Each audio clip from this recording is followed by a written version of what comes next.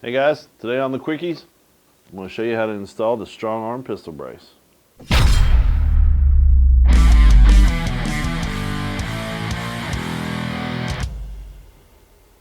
So to put on the Strongarm Pistol Brace, the first thing you're going to have to do is put on the tube. Now with a pistol tube, it's a little different than a regular A2 buffer tube or collapsible buffer tube. We're going to use this ABM plate, but you have to have to capture your takedown detent. So you're just going to make sure that the nub on the plate is towards the receiver. And as you tighten that, go ahead and get it started.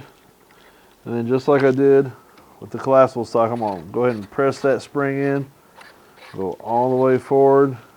Depress the buffer detent.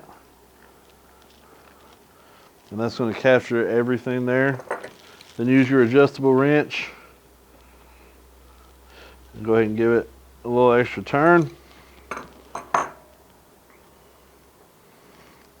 Now, you're going to put on the brace itself. So to put the brace itself on the tube, you're going to have to loosen the Allen screws with a 5/32 Allen head wrench.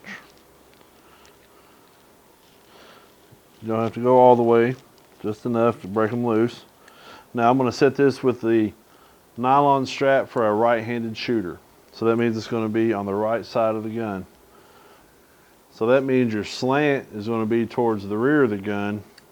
And the easiest way to check this, if you're not sure, you're afraid you get confused, is use your QD swivel. It was designed for the QD swivel to go in the front, not in the rear. So there's no place to hold it in the rear, it'll just fall out. So, all you have to do is slide the brace itself on the tube, index it to where it's straight for you, and use your Allen wrench and clamp those screws down. Make sure they're good and tight, but not too tight to crimp the tube.